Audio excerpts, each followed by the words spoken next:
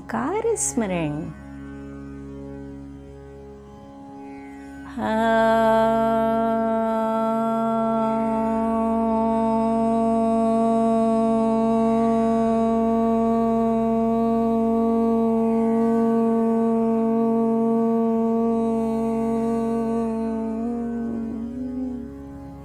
दोस्तों, एक बहुत ही प्यारी सी कथा।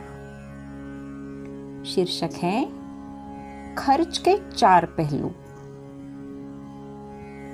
बहुत समय की बात है, किसी देश में एक राजा राज्य करता था। राजा बड़ा विद्वान था, इस कारण उसकी सभा भी विद्वानों की सभा थी। एक दिन राजा वन विहार के लिए निकला। रास्ता किसी गांव की ओर से जाता था। चलते चलते राजा वहीं पहुंचे। गांव के बाहर एक बूढ़ा किसान अपने खेत में हल जोत रहा था। उस समय कड़ाके की गर्मी थी, अतः किसान पसीने से तरबतर हो रहा था। उसे देख राजा को बहुत दया आई। मन ही मन सोचा कि चलकर किसान से पूछना चाहिए कि इतनी कड़ी मेहनत करने के बाद तुझे क्या मिलता है। यह सोच राजा किसान के पास गया और दया दृष्टि से पूछने लगा, अरे भाई किसान, जो तुम इतनी कड़ी मेहनत कर रहे हो, उससे तुम्हें कुछ मिलता है या नहीं? किसान बोला, परिश्रम का फल अवश्य मिला करता है। मुझे 4 आने रोज के हिसाब से खाने पीने भर को मिल जाता है। इतना मेरे लिए बहुत है। राजा को बहुत अचंभा हुआ। उसने फिर पूछा, इतने कम पैसों में कैसे काम चलाते हो? किसान बोला, मेरे खर्च के 4 पहलू हैं। उन्हीं में एक एक आना खर्च होता है। जैसे कि खाने में 1 आना, 1 आना पहले कर्ज का, 1 आना आगे के कर्ज के लिए और 1 आना पानी में फेंक देता हूं। राजा अचकचा गया। उसे कुछ समझ में नहीं आया, अतः उसने किसान से स्पष्ट उत्तर मांगा। किसान ने अच्छी तरह समझाते हुए कहा, 1 आने में मेरा और मेरी पत्नी का खर्च, 1 आने से मेरे बूढ़े माँ बाप का खर्च, 1 आना बच्चे बच्चियों के लिए खर्च, जिसे हमारे बूढ़ापे में बच्चे बच्ची चुकाएंगे, और जो 1 आना बचा उसे चारों दान में खर्च कर देता हूं।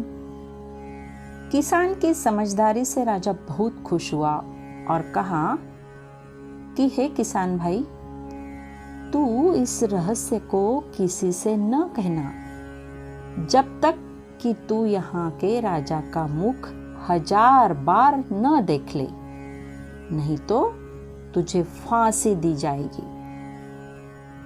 किसान मान गया और राजा महल को लौट गया। दूसरे दिन राजा ने अपने बुद्धिमान दरबारियों से पूछा, मैं एक किसान से मिला था। वह 4 आना नित्य कमाता है और उन्हें 4 प्रकार के खर्च के पहलू में विभाजित कर देता है। 1 आना अपने भोजन में, 1 आना अपने पहले के कर्ज को चुकाने, 1 आना आगे के कर्ज के लिए और शेष 1 आना पानी में डाल देता है। आप सभी सोच समझकर इसका रहस्योद्घाटन करें, अन्यथा किसी की खैर कुशल नहीं है। यद्यपि दरबारी विद्वान थे, किंतु समझ सोचकर भी इसका उत्तर न दे सके। अतः उन्होंने राजा से 7 दिन की मोहलत मांगी। 3 दिन ऐसे ही बीत गए।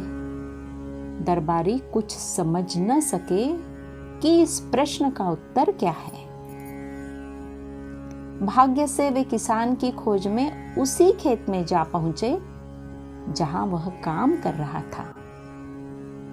उन्होंने किसान को फुसलाकर उसके कथन का अर्थ पूछा, किंतु किसान भी कम चालाक न था। उसे राजा को दिए वचन का भी स्मरण था।